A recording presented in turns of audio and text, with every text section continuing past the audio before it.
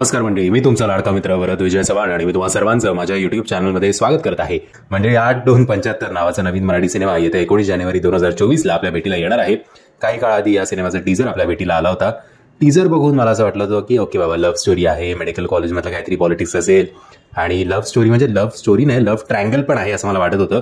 पण ट्रेलर बघून वक्त बदल गया, हालात बदल गए, जज्बात बदल गए असं काहीतरी झालं. कारण ट्रेलरला स्टार्टिंगला नो डाऊट असंच वाटत होतं की एक लव्ह स्टोरीच आहे, पुन्हा एकदा बघायला मिळणार आहे. आनंद इंगळेंची मध्ये मध्ये चांगली कॉमेडी सुद्धा बघायला मिळणार आहे असंच मी अज्युम करत होतो. एक मेडिकल कॉलेज आहे आणि नंतर ट्रेलर आय थिंक 1/3 संपल्यानंतर अचानक मला कळलं की हे पॉलिटिक्स कुठल्या प्रकारचं आहे. तर हे पॉलिटिक्स म्हणजे त्या मेडिकल कॉलेजमध्ये अभ्यास करण्यासाठी, स्टुडंट्सना अभ्यास करण्यासाठी एक डेड बॉडीज नाहीये. आता ती डेड बॉडी मिळवण्यासाठी आपल्या सिनेमातला नायक काय धडपड करतो, लोकांना देहदानाचं ओव्हरऑल नॉलेज कसं पुरवलं जातं याच्यावर आधारित हा संपूर्ण सिनेमा आहे. मला जेव्हा ट्रेलर बघून माझं झाला होता तेव्हा मला असं एक विचार आला मनात की हल्ली बरेच वेळा आपण बघतो की शो संपल्यानंतर त्या सिनेमातले कलाकार त्या थिएटरमध्ये जातात आणि ऑडियन्सना जाऊन ग्रीट करतात.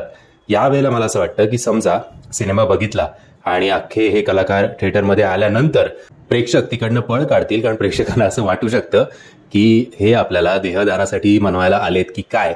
आणि समजा कोण असं जवळपास असेल वर जाण्याच्या, तर हे आत्ताच्या आत्ता आपल्याला घेऊन जात आहेत की काय, असं एक विचार, पांचट विचार माझ्या डोक्यात येऊन गेला. मला तुमच्याशी शेअर करावं असं वाटलं. पण ओव्हरऑल चांगला सब्जेक्ट आहे जो चांगल्या प्रकारे आपल्यासमोर मांडण्यात येतोय. फक्त ट्रेलरमध्ये सगळे इतके स्लो का बोलतायत त्याचं उत्तर काही मला मिळालेलं नाहीये. काहीतरी गणलं आहे प्रत्येकाचं वाक्य ऐकताना, हे मला प्रामुख्याने जाणवत होतं. बाकी खूप फिल्म फेस्टिवल्समध्ये हा सिनेमा वेगवेगळी बाजी मारलेली आहे, जसे अनेक मराठी सिनेमे फिल्म फेस्टिवलमध्ये बाजी मारतातच.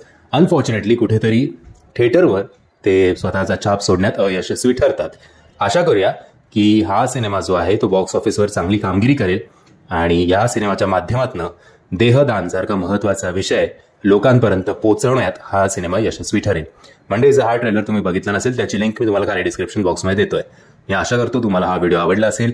जर तुम्हाला हा व्हिडिओ आवडला असेल तर प्लीज या व्हिडिओला लाईक, शेअर आणि चॅनलला सबस्क्राईब करायला विसरू नका. जय हिंद, जय महाराष्ट्र.